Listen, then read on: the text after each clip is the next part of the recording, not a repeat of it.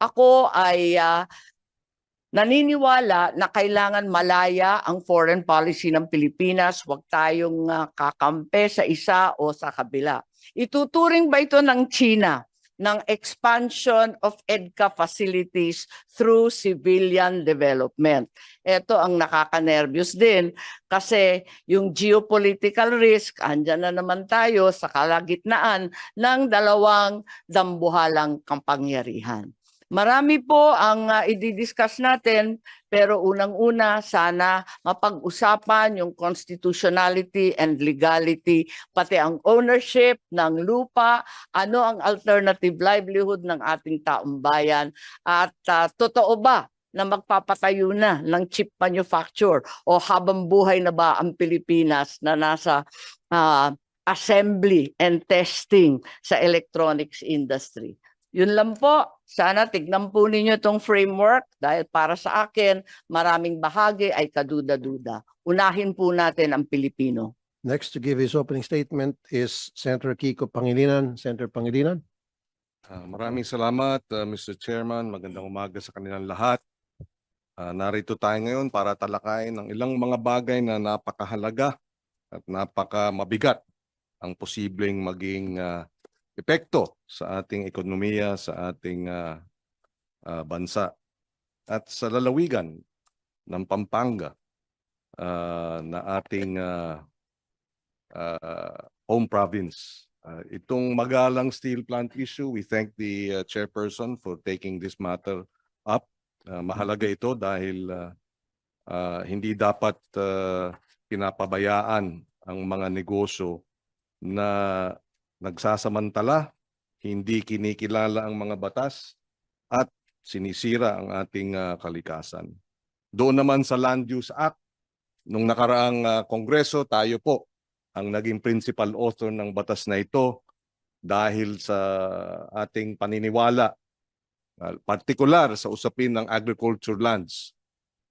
Palaki ng palaki ang ating populasyon, pero paliit ng paliit ang conversion ng agricultural lands dahil sa conversion. Dadating ang araw, wala na tayong agricultural lands na pagtatamnan. Kaya itong National Land Use Act ay napakahalaga. At syempre itong pangatlo, sabi nila malaking oportunidad daw ang Pax Silica. At nabanggit nga ng ating Senate President ang ilan sa mga potential opportunities. Isang paraan daw para hindi na tayo manatiling exporter lamang ng raw minerals, magiging bahagi na rin tayo ng pag-unlad sa advanced manufacturing at artificial intelligence o AI. Sabi rin nila kapag tayo po ay naging mas advanced sa AI technology, yung BPO industry diyan maaring mag-graduate sa usapin ng mga kinakailangang trabaho dito sa nasabing industriya. Lilikha raw ito ng quality jobs. Lalakas daw ang posisyon ng Pilipinas sa mga strategic global supply chain. Sinasang-ayunan ko rin na kung hindi dito dadalhin ang investments sa Pax Silica, tiyak dadalhin sa ibang bansa, kung hindi sa Vietnam, Malaysia, Singapore at iba pa. Magaganda ang oportunidad na isinasabi, mga pangako. Kaya dapat nga busisiin itong mga pangako na ito na hindi mauwi, ika nga, sa pako. Karapatan ng taong bayan na malaman ng malinaw at buo, clear and complete ang sagot sa mga sumusunod na katanungan. Ano ba talaga ang Pax Silica? Ano ang hinihingi nito sa Pilipinas at ano mismo ang mapapala ng sambayanang Pilipino kapalit nito? Right now, I think medyo yung information drive ng gobyerno ay kulang dahil maraming agam-agam ang ating mga kababayan dito. Kinakailangan ng complete and clear na mga sagot. Ano ang pangalawang tanong? Ano ang malinaw na mga pangako pagdating sa tubig, enerhiya, trabaho, local processing ng mga mineral, at technology transfer. Tanong, matututo ba tayo o natuto na ba tayo sa karanasan noong 1970s pa lang? Narito na ang Dell Technology at Texas Instruments. Pero anong nangyari sa technology transfer? Hindi nangyari yung technology transfer dahil low, ano ang sinabi ni Senate President? Low value jobs pa rin. Kahit na dekada na silang naririto. Natuto na ba tayo sa ganong klaseng investment at karanasan? At pangatlo, ano-anong mga pananggang or safeguards ang ilalagay para maprotektahan ang soberenya ng Pilipinas, ang ating likas yaman, ang ating mga magsasaka, mga katutubo at mga karapatan ng mga komunidad. Ito ba, at ang huling katanungan, ay tunay na magandang oportunidad o isang posibleng maging man-made na kalamidad? Wag naman sana. At dahil dito, handa tayong makinig sa ating mga kasamahan sa gobyerno, sa ating mga sektor na apektado, sa ating mga private sector representatives para magkaliwanagan tayo. Sabi ko nga, sa bandang huli, ang PAC-SILICA dapat nakasentro sa tao, bukas at transparent, naaayon sa batas, responsable sa kalikasan, at tunay na kapaki-pakinabang sa mas nakakarami, hindi lamang pagkakakitaan ng iilan. At kung iilan lang ang makikinabang, hindi tayo magdadalawang isip na tutulan ito o kaya ayusin ng husto para talagang ang makikinabang ay ang mas nakakarami at hindi iilan lamang. Thank you, Mr. Chairman. Thank you very much, Senator Kiko Pangilinan. Next to give her opening statement is Senator Amy Marcos. Senator Marcos. Maraming salamat sa ating mahal na chairman sa mabilis na pagtugon dito sa mga resolusyon. At yun nga, kahit tunog na tunog ang ating mga cellphone dahil binabaha pati dito sa labas ng Senado, tayo ay nagmi-meeting at nagtatrabaho. Tama lang po dahil noong Abril, napirmahan na ni Yusek Perry na narito ng DTI yung PAC-SILICA Declaration. Ngayon, alam natin, talagang maikli rin ang panahon pagkat by November ang plano, mayroon na tayong agreement na kahit papano, meron na tayong pinirmahan na kasunduan. Hindi lamang deklarasyon, kundi kasunduan. November na yon. So kung tutuusin, 2-3 buwan na lang natitira, kailangan tutukan talaga natin to.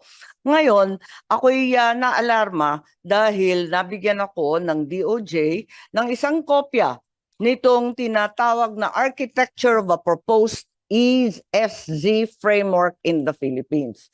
Ito raw ang framework na gagamitin, ang siyang draft na gagamitin para sa kasunduan ng Pilipinas at ng Estados Unidos. Ngayon, didiin ko na tulad sa ating lahat, wala naman tututol sa PAC-SILICA kung ito ay magbibigay ng karagdagang hanap buhay at kaunlaran para sa ating bansa. Hindi lamang dun sa 3 probinsya, kundi sa lahat. Ngunit, ako'y abalang-abala sa linalaman nitong sinasabing framework. Unang-una, nais kong tanungin, pero nandito ba yung DOJ? Parang wala. Dahil kasi ito may kinalaman na sa ating soberanya at sa jurisdiction. Andito, very clearly, all kinds of issues na pinoproblema ko, no? Dahil unang-una, hindi ko malaman kung totoo to. At sa pakiwari ko, ito'y galing sa New York o sa ibang bansa. So, kumbaga, dapat nag-draft rin tayo ng sarili natin, ano?